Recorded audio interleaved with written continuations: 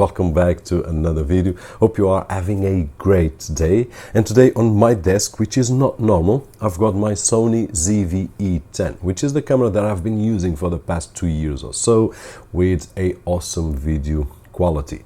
But today I'm recording this video with the Sony ZV-E1. I'm using my lens 16mm Sigma with 1.4 aperture, but we also have a f420mm right over here Sony that we will make some comparisons on this video. And the goal is to check out the main features of the Sony ZV-E1, but to do some comparisons with the Sony ZV-E10 and try to figure out which one will be the best for our setup. At this moment, in my opinion, the best price to performance full frame camera is the Sony ZV-E1 because of the features that we are about to see. But the Sony ZV-E10 is a camera that we should not disregard, especially if we are content creators. Now, talking about content creators, if you are using a Windows 10 or Windows 11 computer and you still haven't activated your license, don't forget to check out KeysFan, where you can find budget official OEM keys at an affordable price,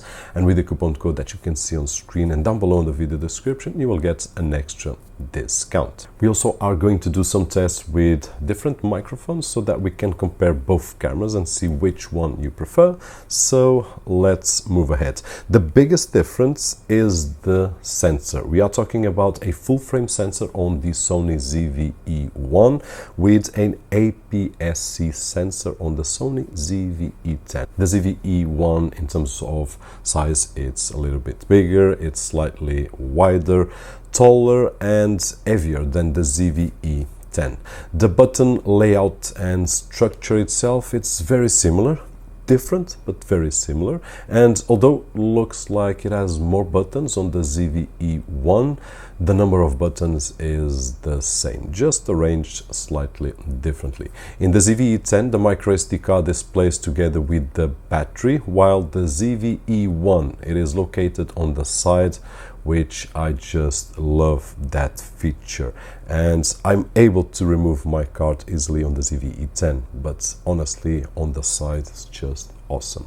Now we also find all the connectivity on the side. The ZV-E1 has the USB Type-C, microphone input, mini HDMI and audio output. On the other hand, the ZV-E10 shares the same connections with the exception of the audio output, which does not have.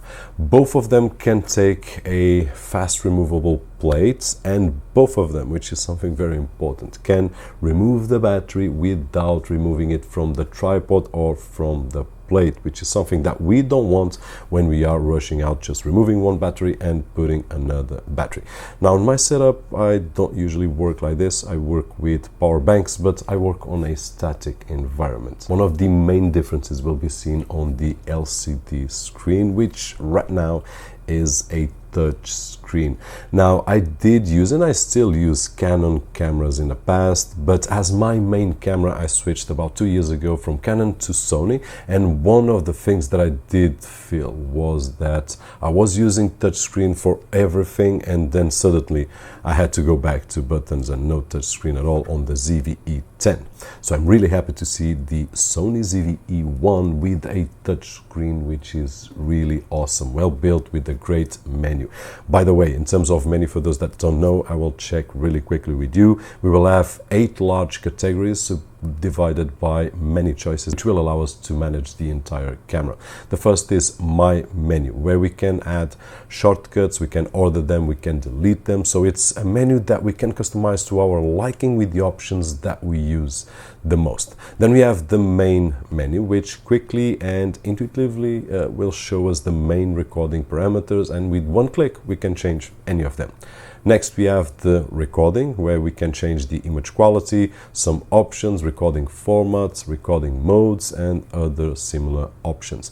The Exposure menu will show us the exposure options, color, white balance, tones, ISO, and so on. Then we'll have a submenu dedicated for focus, where we'll have the several options. playback options where we can view the content already recorded by the camera, photos, videos in different ways with shortcuts and so on and so forth. Then we will have the connections menu where we can select the way to connect to our PC, Wi-Fi, Bluetooth or any other device or network. And finally the configuration menu where we will have the management of the language, date, general display settings, among other options. Another difference that I did notice between the two is that the ZV-E1 it's up less quickly than the ZV-E10. So if you are in a warm environment without AC and so on and so forth, probably the ZV-E1 is the best choice as well. Now the main difference, as we were talking, is the sensor, full frame sensor against the APS sensor, and there are several differences, but I will mention three that in my workflow are the ones that matter most. First of all, the full frame will let in more light. So if we are using a f4.0 lens, it will let in a lot more light on a full frame than on a APS-C. One of the reasons that I used a 16mm with a aperture of 1.4 is exactly that, is that with an APS-C sensor I do have a lot of light coming in because of the lens that I have. Besides that, we also have a crop factor, and that it's very noticeable on the APS-C sensor, while on the full frame we will get the full 16mm. Here we will get about 20mm, and if I use a lens such as this one with 20mm on the full frame, it will be the real 20mm, but right over here will be about 24 or so. And finally, a bigger sensor will get a lot more detail in terms of video quality, in terms of image quality, and this quality is subjective because here the main difference will be where will be the final result uploaded. Is it to go to a client? Then you will see a difference on a very raw footage.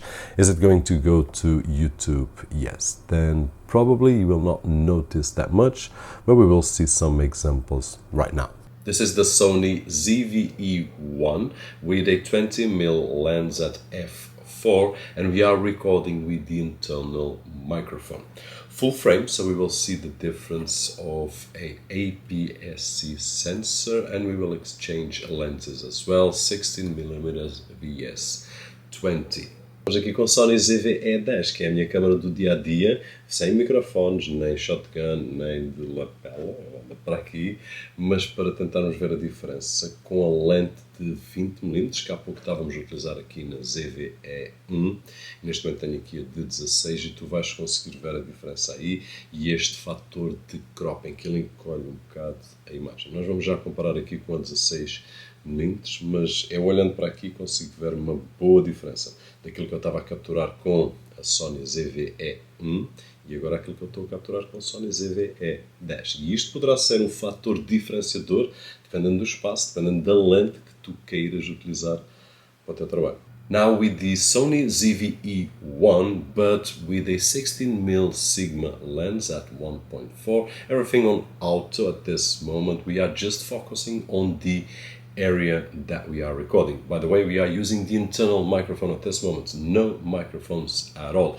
Hopefully you can see the difference between the 20mm and the 16mm, and we will, in just a few moments, compare with the ZV-E10, which has an APS-C sensor and it will have a crop factor. Now with the Sony ZV-E10, which is my camera on a daily basis, with the 16mm Sigma at 1.4, which is also the lens that I use on a daily basis. So I'm used to this crop factor with this image size, and I'm okay with it, totally okay, and I've been using it for about 2-3 years, and you can check all my videos to check that out. Still with the Sony ZV-E1 with the 20mm at f4, but at this moment recording with the shotgun mic from Sony. I will leave a link down below so that we can compare with the internal mic and also with the lapel mic that we will connect just next. Sony ZV-E1 with a 20mm lens at f4, but at this moment with the lapel microphone, which is the one that I use on a daily basis. It's a Sony lapel mic. I will leave a link down below so that you can check it out, and you can check other videos that I do record, because I've been using this for about 1.5 years and the ZV-E10 for about 2-3 3 years, more or less. But these just to compare 3 different scenarios: the internal microphone, the shotgun microphone, and also the lapel mic. And hopefully with these tests you were able to see the difference between the several microphones and the audio quality that we can get on the Sony ZV-E10 comparing with the Sony ZV-E1, and also the lens, especially the crop factor, so that you can check out your space. If you have a lot of space, or if you are with a tighter space, then the best option would be the Sony ZV-E1, which will get you no crop factor. It will record up to 4K, 8-bit or 10-bit at 60, 100 or 140 megabytes per second, 25p or 50p. But there is an update coming that says that will go up to 120p on that camera, so that will be great for those that want to do some slow motion. Photography wise, it's just awesome. I did some tests in all type of images. I did night and day. They were great pictures in my opinion. Now, we don't even need to know how to take pictures. We just need to put it on auto and then have a super beautiful picture. I did use my favorite models, Danielle and Marty, my sons, and I did take some pictures during the day and then also some shots during the night, but Marty was already sleeping, so only my oldest one was ready to do so. But I did enjoy it. The camera works really awesome, and I would say once again that the result will be great either on the ZV-E10 or also on the ZV-E1. Final result, is it for a client? Then I would suggest the ZV-E1 because it will deliver you a higher quality, and if you are going to print it, then you will need that quality. But if you are talking about recording to put it on your self library to post on Instagram, Facebook, and so on and so forth, then the ZV-E10 will do a great job as well. The battery is not the same. While the ZV-E10 uses a 1020 milliamps battery, the ZV-E1 uses a 2280 milliamp battery. And here I would say that both of them will work great. You will have a lot of time for pictures, not so much for video, which is what I use on my daily basis. But in my case, and as I've suggested in the past, I would not purchase extra batteries. I just use power banks with 24 milliamps connected like I do right now, and I'm good to go for all day. So I keep on recording and reshooting and no worries at all, which is one of the great things that Sony has, the ability to charge while we are recording. So who's this camera for? In my opinion, of course. Now, Sony says that it's for vloggers and content creators, and I do agree with the content creator. The vlogging style, it's not really the one that goes according to my opinion, which although we could use it with a smaller lens, I would not say like this one or my 16mm, but with a smaller lens, yeah, okay, we can use it. But I do believe that for vloggers, the ZV-1 or ZV-1F, which we have seen here on the channel as well, are great options. A lot of the features that we will find on these, but with a small form factor that will allow us to do some great content while not carrying heavy cameras.